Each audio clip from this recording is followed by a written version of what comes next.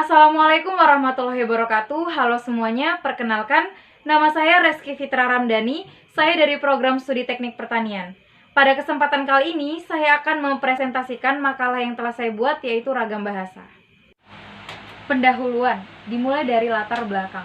Indonesia memiliki beragam suku dan banyak sekali daerah-daerah untuk kepulauan Indonesia, sehingga membuat adanya bahasa-bahasa yang dimiliki oleh daerah-daerah tersebut.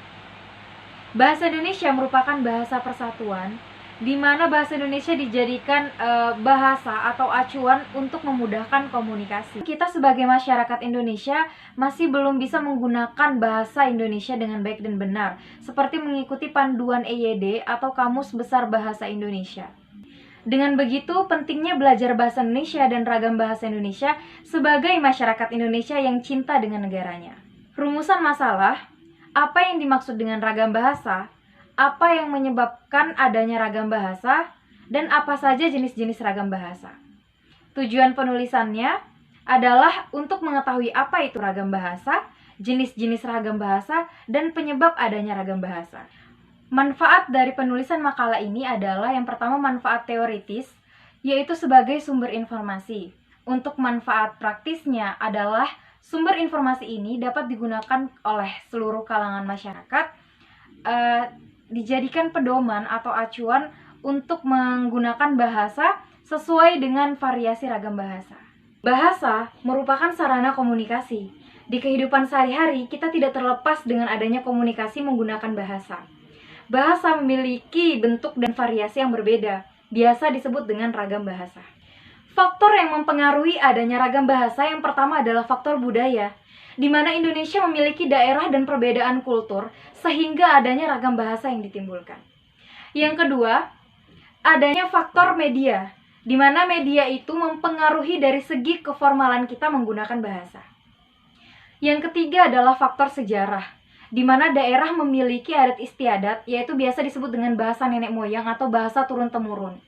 Faktor yang keempat adalah faktor geografis, di mana Indonesia memiliki perbedaan letak geografis setiap daerahnya, sehingga menimbulkan adanya ragam bahasa. Dan yang kelima adalah pokok pembicaraan, di mana ketika kita berkomunikasi, pokok pembicaraan tersebut membuat kita merespon atau memberi tanggapan dan mengeluarkan bahasa-bahasa atau memberikan kalimat-kalimat yang akan menjadi ragam bahasa tersebut. Jenis-jenis ragam bahasa terbagi menjadi 4. Yang pertama ada media, yang kedua standar, yang ketiga cara pandang penutur, dan yang keempat adalah topik pembicaraan.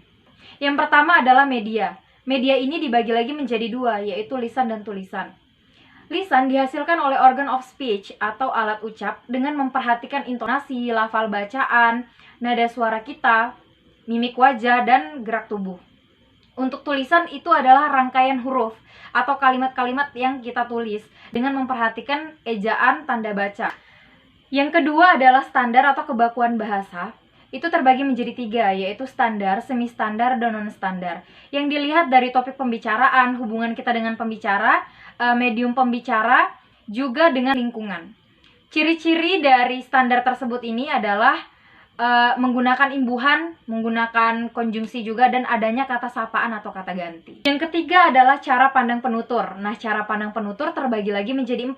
Yang pertama adalah dialek. Nah, dialek ini berasal dari kelompok bangsawan tertentu, biasa kita sebut dengan logat. Yang kedua ada terpelajar. Terpelajar ini contoh penutur pendidikan.